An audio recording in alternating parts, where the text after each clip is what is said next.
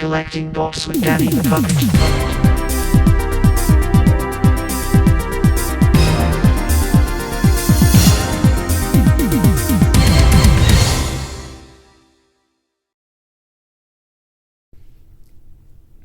Hi, it is I, Danny the Puppet, and today we're going to do a movie review. And it's a rather interesting movie review at that.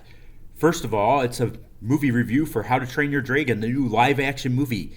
And I gotta say right off the bat, this was not a movie I planned to see this summer. One thing I have a struggle with is all these live action remakes. Animation is a valid art form, it's a valid storytelling method, and I don't like the idea of taking these movies that are wonderful as animated movies and making them as live action movies. There's another thing I have to talk about in this review too, is the Screen X experience.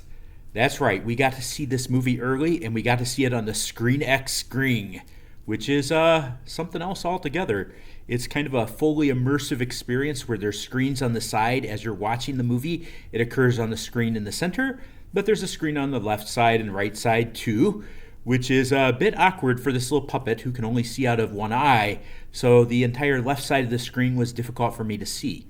But we will talk about that as we go into this review. First of all, I want to show you a little video clip before the movie started. They let us film the trailer for Screen X, and I just want to give you a feel for what this theater looked like. A single point of view tells us a story. What if there is more to see? More sides to that story. An experience of true natural immersion. I mean, I gotta say, it's pretty impressive. Look at those big screens there all over the place on all sides.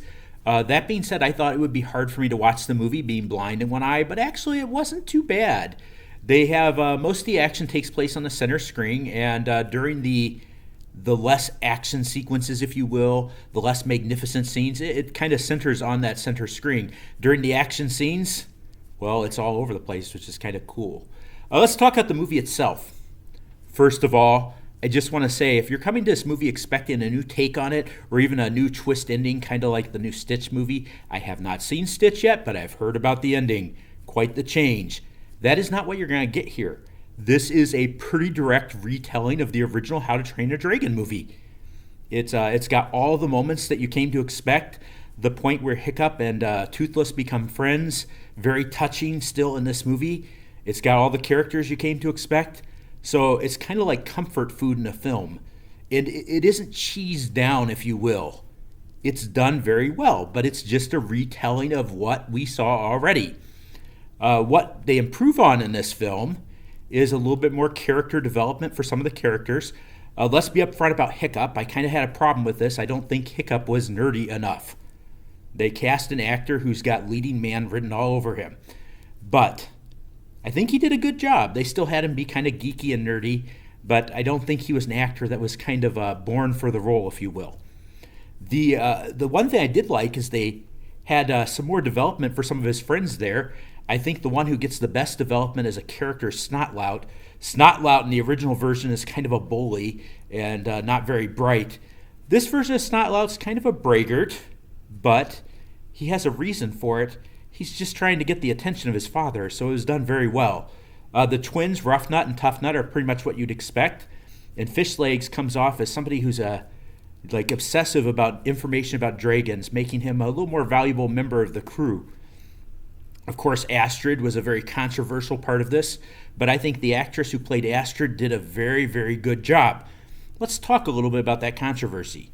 One of the comments that people were having is they didn't like that the Vikings were cast from different ethnic groups. Let's be honest about this. These are fictional Vikings. And I like in the movie that they kind of give a reason for all these different groups being there.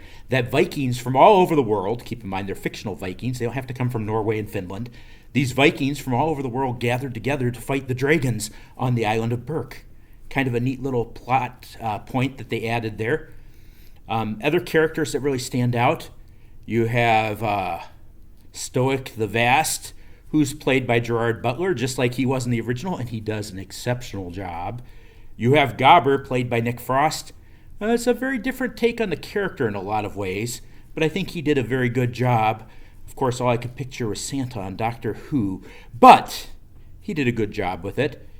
The movie itself is very beautiful.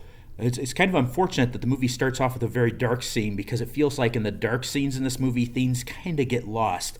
But that's okay. There's lots of bright moments with the dragons, too. Oh, let's talk about the dragons. One of the best things to watch this movie for is the dragons. These dragons, they're CGI for the most part, but in live action, they look really beautiful, interacting with real actors rather than just being animated. The heart of the movie is still there. It's about friendship. It's about changing your view on people and dragons. And it's done very, very well. Again, if you're expecting a big sweeping change in this movie, it's not there. It's just a remake of what we've already seen. But it's done so well and visually very appealing. So, despite the fact I didn't plan on seeing this movie, I actually liked it quite a bit.